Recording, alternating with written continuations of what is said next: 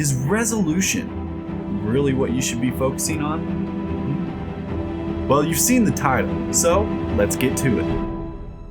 Okay, so if you're not familiar with bitrate, basically it's a speed measurement of data. It's time-based, and usually YouTube compression or even Facebook is slightly less, but it's usually about 3 megabits per second, around that. It depends.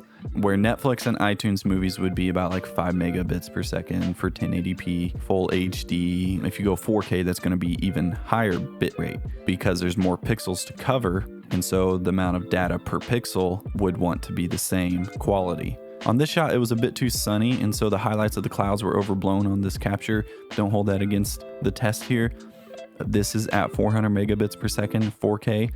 Now, also in between the shots, it could be slightly out of focus as compared to the other one, so take that into mind. And the real question to answer here is, could higher bitrate at a lower resolution be better than a higher resolution but at a lower bitrate?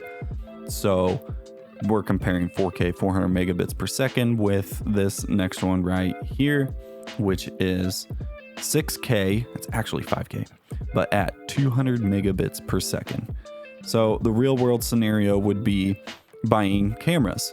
4K support is usually good, but an amazing 1080p camera is gonna be better than a cheaper 4K camera. I wanted to test this on the shooting side of things to see what's better to work with, but keep in mind, while this is 400 megabits per second capture, watching this online is going to be more like 3 megabits per second or whatever even your auto stream is detecting. So someone could be watching this in 240p or 144p on YouTube, and then the comparison is terrible. So make sure and turn it up if you can.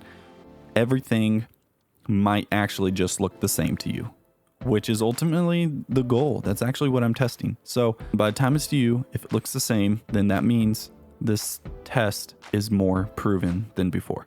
So lower bitrate 6K isn't necessarily better than the higher 4K.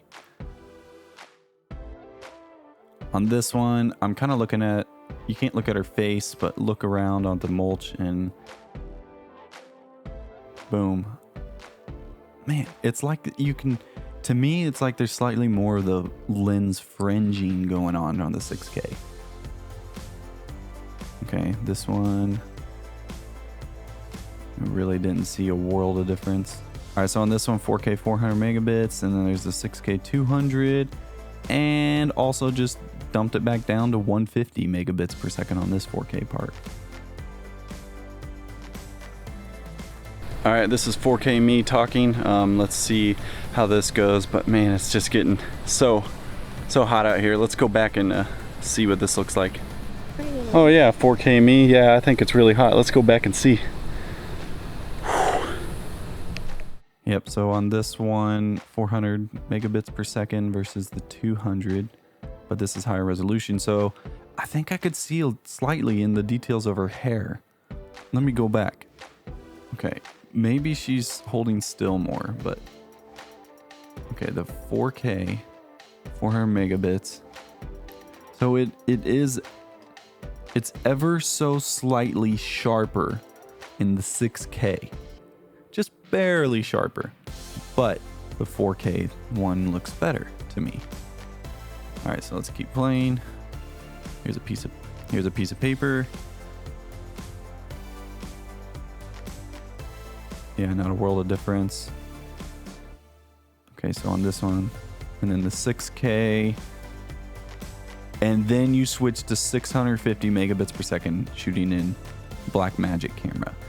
And that alone, like, actually just showed the whole thing right there. Switching that big of a difference from the 6K at 200 megabits per second compared to a 4K at 650 megabits per second. Wow, looked better to me. There could be a little bit of variables like focus and color science and dynamic range and all that, but that just goes to show that a better camera is better. Well, man, guys, that was a lot of information overload. If you even made it this far, then awesome, huge thumbs up.